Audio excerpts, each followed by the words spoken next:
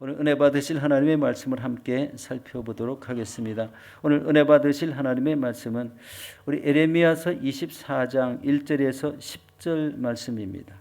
에레미야서 24장 1절에서 10절 말씀입니다.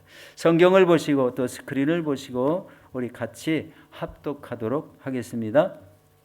바벨론의 느부갓네살 왕이 유다 왕 여호야김의 아들 여고냐와 유다 고관들과 목공들과 철공들을 예루살렘에서 바벨론으로 옮긴 후에 야훼께서 야훼의 성전 앞에 놓인 무화과 두 광주리를 내게 보이셨는데 한 광주리에는 처음 익은 듯한 극히 좋은 무화과 나무가 있고 한 광주리에는 나빠서 먹을 수 없는 극히 나쁜 무화과가 있더라.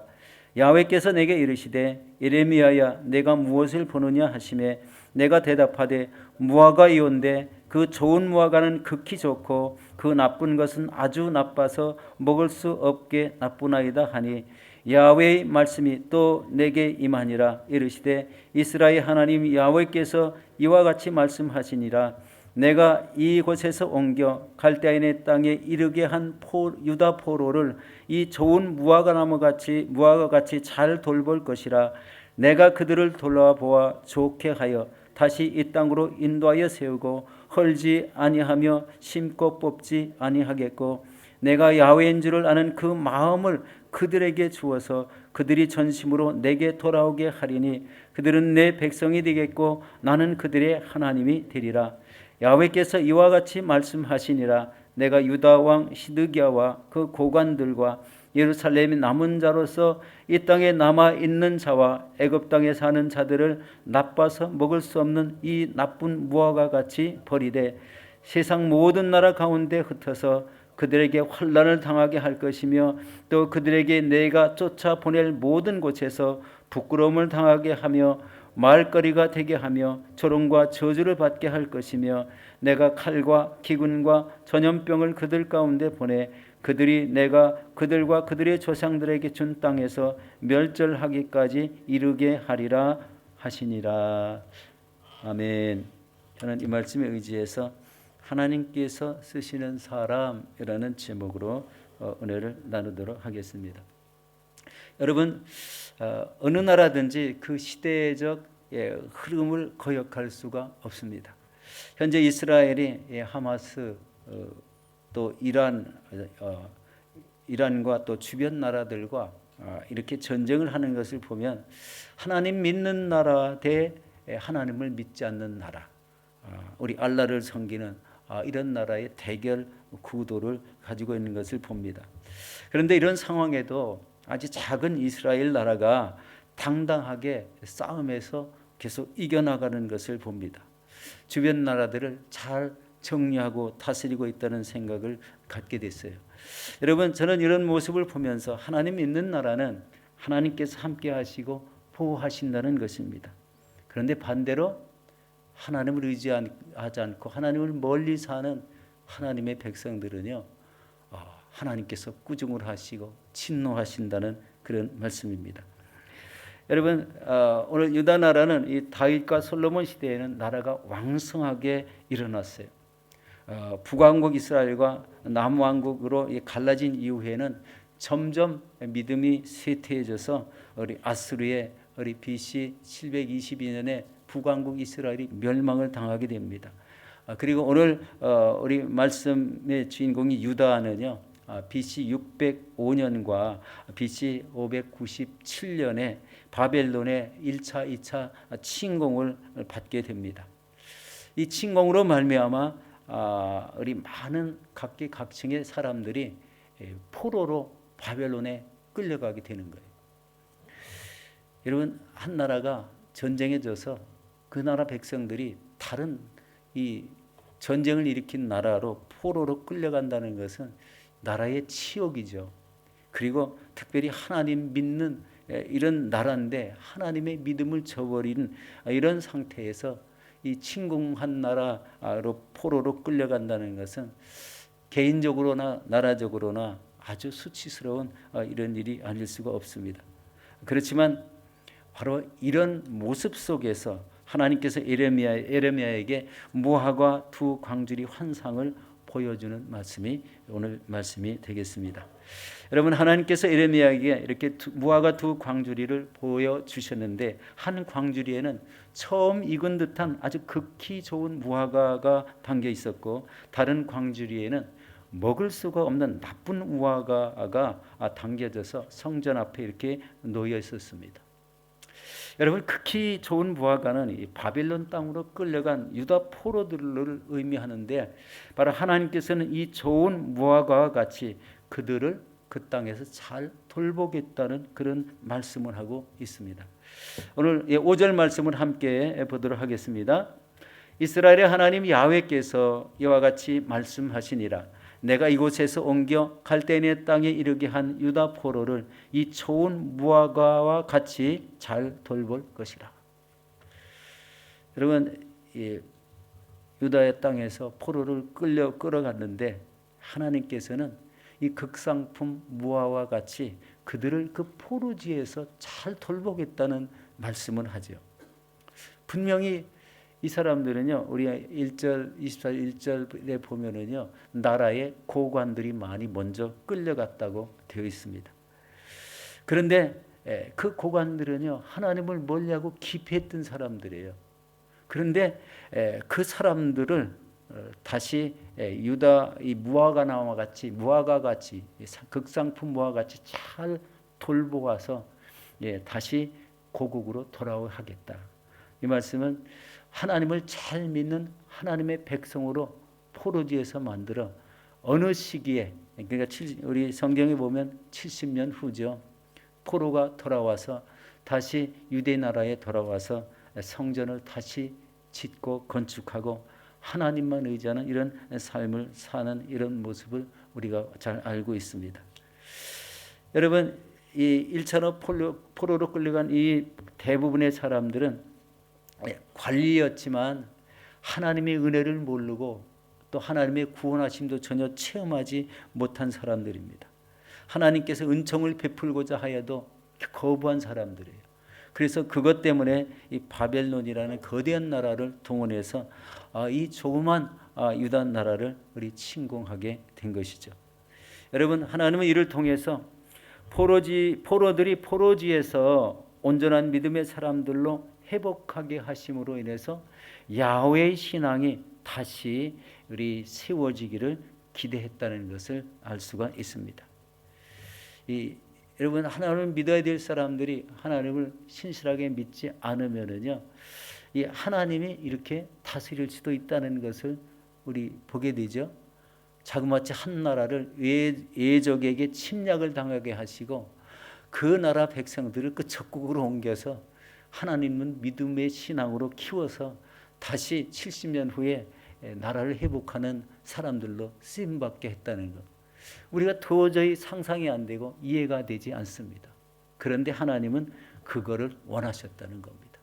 하나님을 믿어야 될 사람들이 믿지 않았을 때 이런 현상을 보이고 있는 것은 하나님을 믿는 삶이 얼마나 귀중하고 그것이 얼마나 복된 이런 삶일까를 깨닫게 하기 위함이라고 생각됩니다. 여러분, 하나님은 이를 통해서 포로들이 포로지에서 온전한 믿음의 사람들로 회복됨으로 인해서 야훼의 신앙이 다시 세워지기를 간절히 원했다는 것을 볼 수가 있습니다.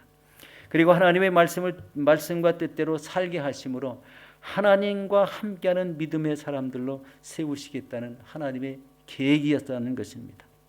나라가 침공을 당하는 게 바로 이런 이유였다면은 하나님이 이렇게 해서 나라를 멸망시키는가 이렇게 의아하게 생각할 수도 있지만, 하나님은 본래 다윗과 솔로몬 시대와 같이 하나님의 말씀이 온 나라에 퍼지고 때가 되면 예배를 드리고 모든 백성들이 하나님 앞에 엎드려 예배드리는 이런 나라를 구상했었는데, 이 하나님이 세우신 나라가 끝부분에서 하나님은 전혀 찾아볼 수 없고 하나님의 세우신 선지자 에레미야를 감옥에 가두고 또 굴에 가두고 굶기고 여러 가지 핍박을 하는 이런 나라들로 전락한다 보니까 하나님은 바로 이 나라를 침략을 당하게 해서 포로지에서 하나님의 백성으로 세우려는 그런 계획을 가셨다는 것입니다. 여러분, 포로지의 생활은 얼마나 고통스럽겠습니까? 그때 당시에는 이런 뭐 큰 우리 산업체가 있는 것도 아니고 기계가 돌아가서 제품을 만드는 것도 아니고 전부 다 땅을 파서 지방을 만들고 바닷물을 못 들어오게 우리 막아서 농토로 만들고 바로 그런 일을 하는 시대였기 때문에요. 포로지의 생활은 노역이었습니다. 아침부터 일어나서 우리 연장을 들고 나가서 일을 할 수밖에 없는 그런 입장이었다는 것을 보게 됩니다.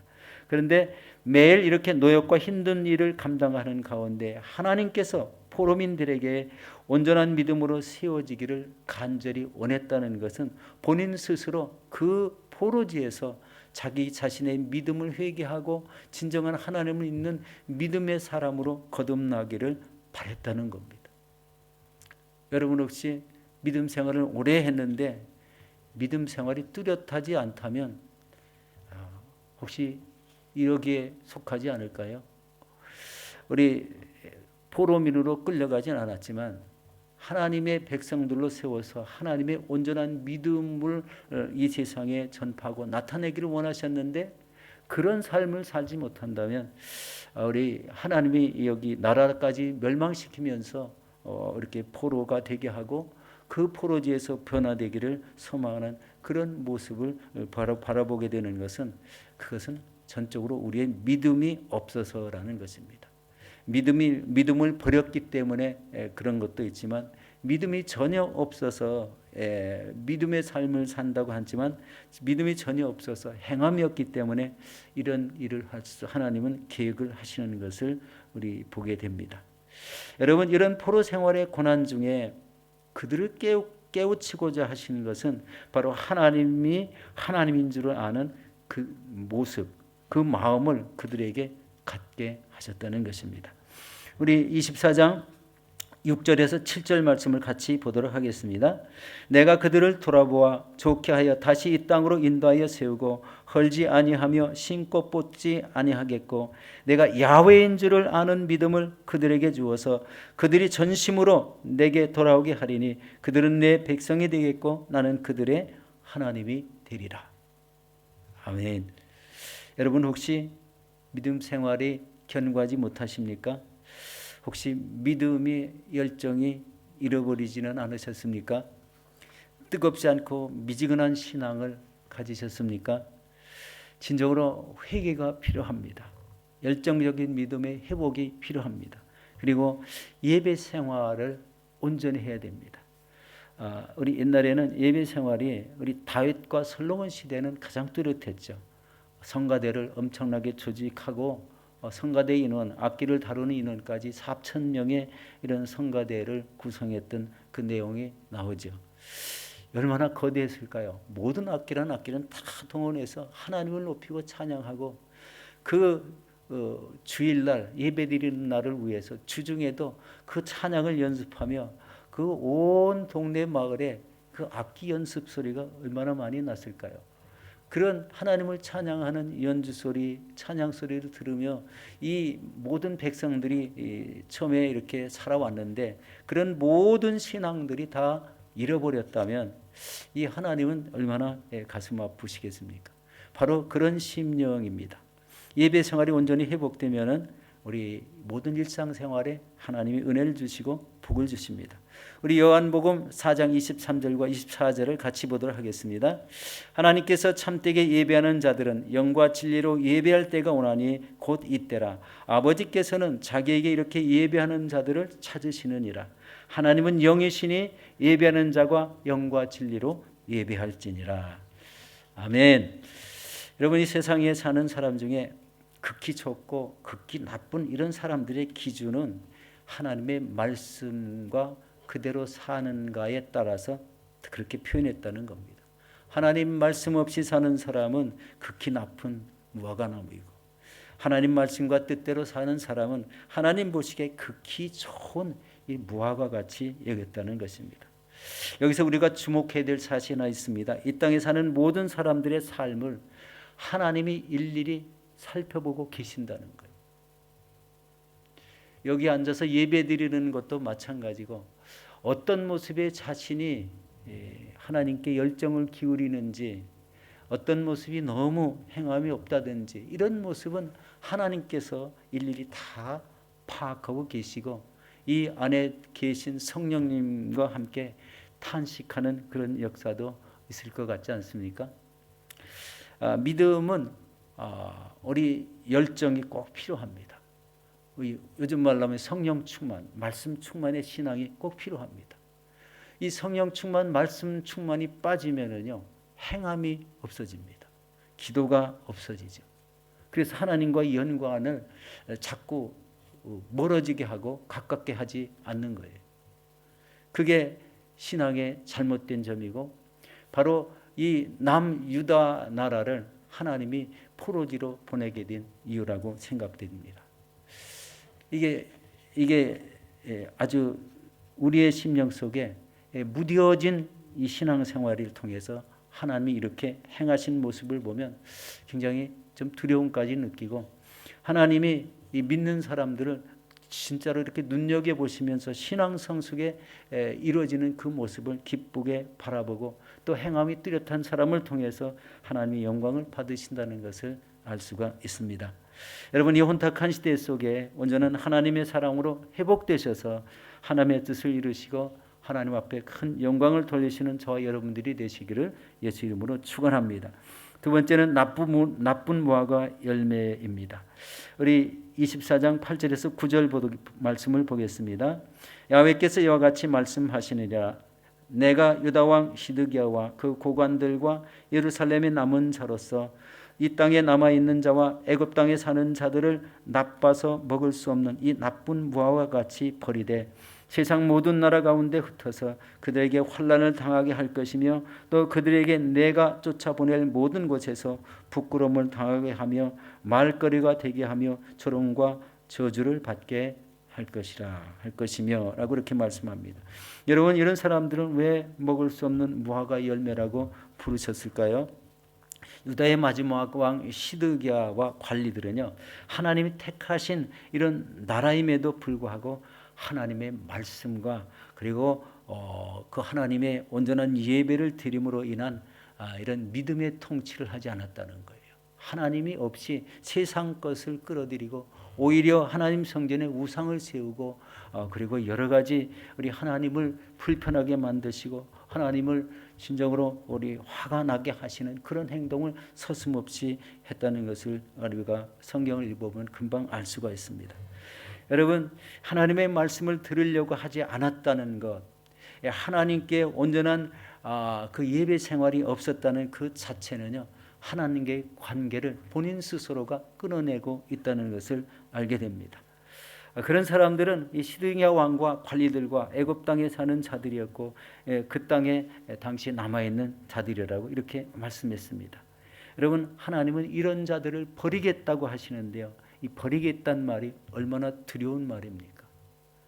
하나님 믿는 사람이 버려진다면 하나님은 다시 그 사람에게 돌이킬 기회는 물론 주시겠지만 그 자신이 우리 하나님께로부터 버려져서 끔찍한 사후의 세계를 살 수 있다는 것이 더 두렵지 않습니까? 그러므로 우리는 이 땅에서 하나님의 말씀을 순종하는 삶을 살며 하나님께서 기뻐하시는 일들을 해야 된다는 것입니다. 그리고 모든 나라와 민족들도 하나님의 말씀을 치리하는 나라와 민족으로 만들기 위해서 우리가 끊임없이 선교하고 또 나가서 복음을 전해야 되겠습니다. 이렇게 하는 것이 바로 극상품 무화과 열매를 맺는 그런 가정과 그런 나라가 된다는 것입니다. 우리 사랑하는 성도 여러분, 이 시대에 하나님의 말씀과 뜻을 알고 온전히 섬기시기를 바라겠습니다. 포로지에 끌려가 극심한 고통 속에 하나님의 말씀을 지키고 순종한 백성들이 극상품 무화과 열매같이 되어서 그들이 다시 유다 나라를 건설했듯이 우리도 하나님 나라를 이 땅에 세우시는데 크게 쓰임받는 저와 여러분들이 되시기를 예수 이름으로 축원합니다. 기도하겠습니다.